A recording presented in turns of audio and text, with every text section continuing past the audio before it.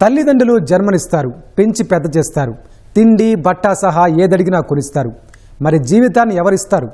జన్మకు సార్థకత వచ్చేలా ఎవరు తీర్చిదిద్దుతారు? లోకమంటే ఇది, బతకడమంటే ఇలాగా అని ఎవరు చెబుతారు? ఇందుకు సందేహం లేకుండా అంతా చెప్పే పేరు గురువు. ఓనమాల నుంచి ఉన్నత చదువుల వరకు, లోక జ్ఞానం నుంచి వ్యక్తిత్వ వికాసం వరకు విద్యార్థులకు గొప్ప బతుకునిచ్చే వ్యక్తి గురువు.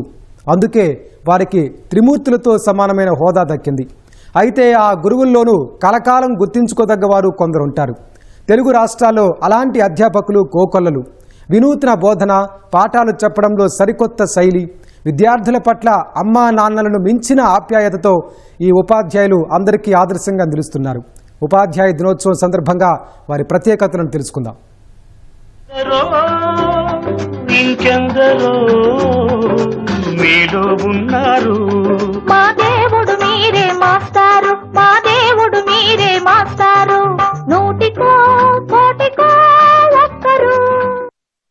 సాధారణంగా ఉపాధ్యాయులంటే విద్యార్థులకు అంతులేని భయం. వారి బెత్తం దెబ్బలకు భయపడి బడికి వెళ్లమని మారాన్ చేస్తుంటారు విద్యార్థులు. కానీ తమ కోసమే పిల్లలు బడికి వచ్చేలా చేస్తున్నారు తెలుగు రాష్ట్రాల్లోని కొందరు ఉపాధ్యాయులు.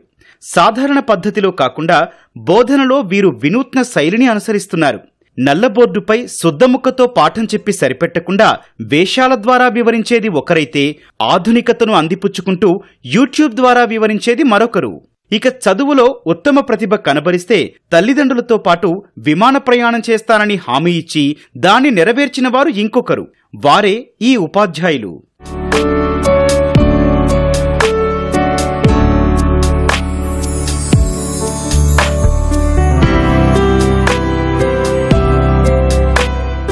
ఈయన సూర్యాపేట జిల్లా గోరంట్ల జిల్లా పరిషత్ ఉన్నత పాఠశాల ఉపాధ్యాయులు రాచకొండ ప్రభాకర్.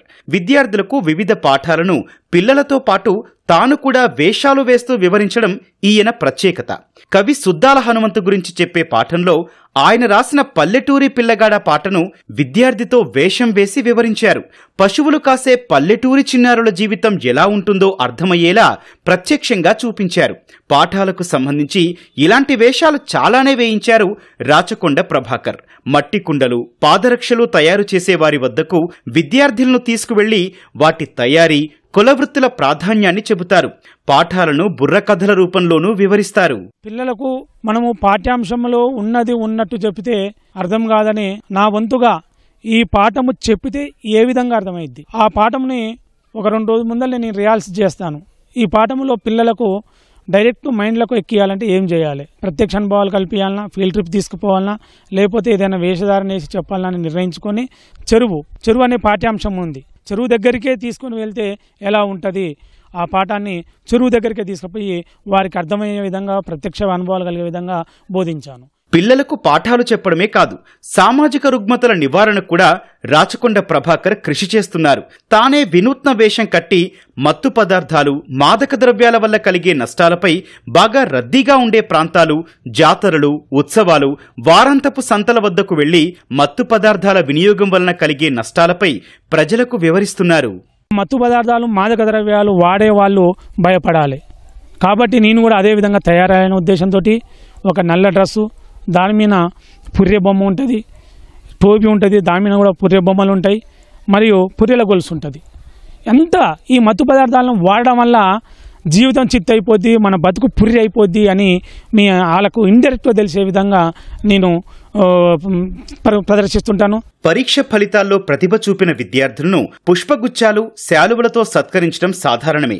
కానీ మంచి మార్కులు తెచ్చుకుంటే విద్యార్థులతో పాటు వారి తల్లిదండ్రులను కూడా విమానం ఎక్కిస్తానని హామీ ఇచ్చి దాన్ని నెరవేరుస్తున్నారు విజయనగరం జిల్లా గోపన్నవలస ఉన్నత పాఠశాలకు చెందిన ఉపాధ్యాయుడు మరడాన సత్యారావు. 10వ తరగతి విద్యార్థుల కోసం తన హామీ గురించి ఈ ఏడాది జనవరి నెలలోనే మండల వ్యాప్తంగా ఉన్న ప్రభుత్వ ఉన్నత పాఠశాలల్లో ప్రచారం ప్రోగ్రాం సైతం చేపట్టారు. అలా 2024-25 విద్యా సంవత్సరం 10వ తరగతిలో అత్యధిక మార్కులు సాధించిన 10 మంది విద్యార్థులు వారి తల్లిదండ్రులను సొంత ఖర్చులతో రైల్లో విజయవాడ తీసుకువెళ్లి కనకదుర్గ దర్శనంతో పాటు పర్యాటక ప్రాంతాలను చూపించారు. తిరుగు ప్రయాణంలో విమానంలో విశాఖపట్నం తీసుకొచ్చారు. బహుమతులు అనేది ఇస్తే విద్యార్థులకు చాలా ఆనందం కలిగి పోటీతత్వం కలుగుతుంది అనే ఉద్దేశంతోనే ఈ కార్యక్రమాన్ని చేపట్టడం జరిగింది. మొన్న నాకు తీసుకెళ్ళినప్పుడు చాలా ఆనందం జరిగింది. ఈ సంవత్సరం కూడా 2025-26 సంవత్సరానికి కూడా 5 వ్యక్తుల్ని తీసుకువెళ్తాము. ఒకవేళ అప్పుడు కూడా జిల్లా స్థానంలో కానీ వస్తే ఆ తల్లిదండ్రులకు కూడా అవకాశం ఇస్తాను. ఓకేనండి. ఇది ఈ విధంగా విద్యార్థులను ప్రేరణ పెంపొందించడం కోసమే 2025 డిఎస్సి అభ్యర్థులకు ఉచిత కోచింగ్ కేంద్రాన్ని నిర్వహించారు మరడాన సత్యారావు. నిపుణులైన అధ్యాపకులను తీసుకొచ్చి తరగతులు చెప్పించారు. సొంత ఖర్చుతో 60,000 రూపాయల పుస్తకాలను అందజేశారు. విద్యాభివృద్ధికే కాదు, గోపన్నవలస గ్రామంలో సామాజిక సేవా కార్యక్రమాల్లోనూ ముఖ్య పాత్ర పోషిస్తున్నారు. పాఠశాల ముగిసిన తర్వాత గ్రామంలోని వృద్ధులకు భాగవతం, భగవద్గీత, రామాయణ గ్రంథాల సారాంశాన్ని వివరిస్తున్నారు. మా దేవుడు మీరే మాస్టారు,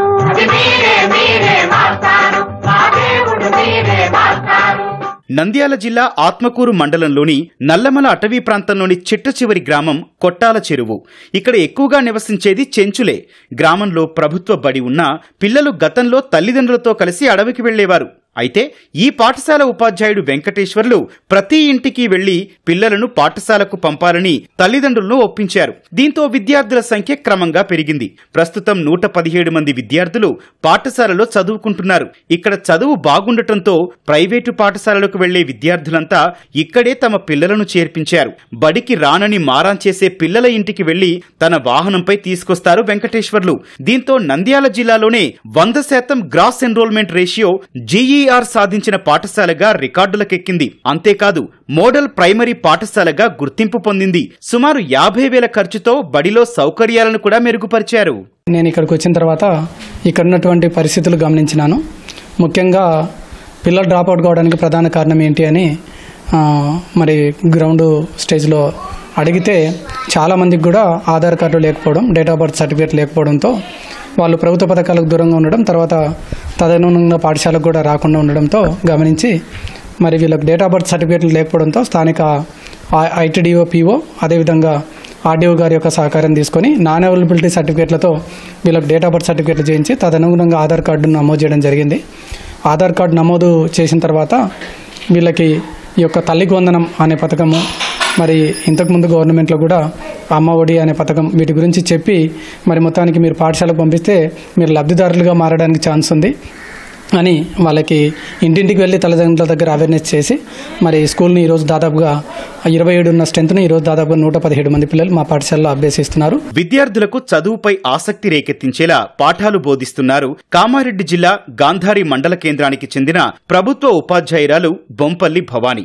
బడిలో ఒకప్పుడు విద్యార్థుల సంఖ్య 40 మాత్రమే ఉండేది. సుశిక్షితులు, అనుభవజ్ఞులైన ఉపాధ్యాయులు ఉండే ప్రభుత్వ పాఠశాలలో తక్కువ సంఖ్యలో పిల్లలు ఉండటం ఆమెను ఆలోచింపజేసింది. వెంటనే ప్రైవేటు పాఠశాలలకు వెళ్లే విద్యార్థుల పేర్లను సేకరించి వారి తల్లిదండ్రులతో మాట్లాడి ప్రభుత్వ బడిలో చేరేలా ఒప్పించారు.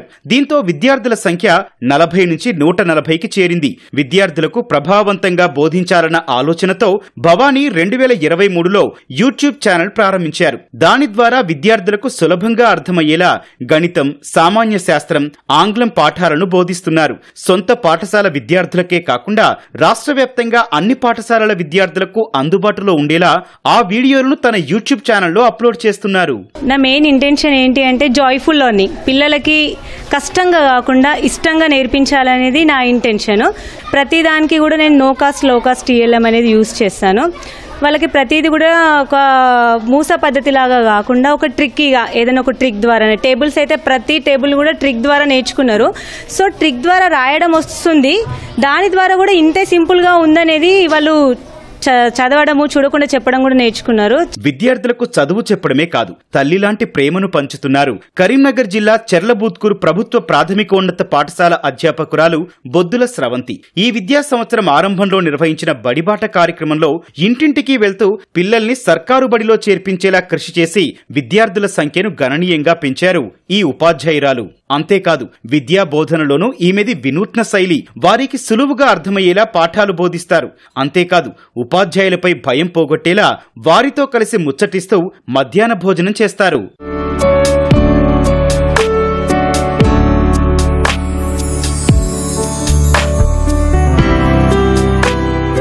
విద్యార్థులతో మమేకమై పాఠాలు చెబితే ఎంతటి గౌరవం దక్కుతుందో అనేందుకు ఉదాహరణ పెద్దపల్లి జిల్లా ఓదెల మండలం కనగర్తి ప్రభుత్వ పాఠశాల ఉపాధ్యాయుడు రజక్ మియా. పదవీ విరమణ చేసిన ఈయన్ను విద్యార్థులు గ్రామంలో సతీ సమేతంగా ఎడ్లబండిపై ఊరేగించారు. రజాక్ సార్ జైహో అంటూ నినాదాలు చేసి హోరెత్తించారు.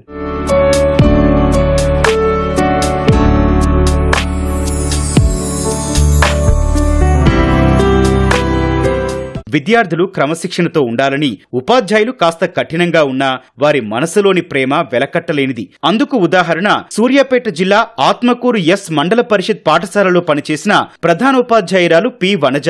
బదిలీపై వెళ్తోన్న ఆమెను విద్యార్థులు చుట్టుముట్టి కన్నీరు పెట్టుకున్నారు. వారి ఆప్యాయతను చూసి వనజ కూడా కదిలిపోయారు.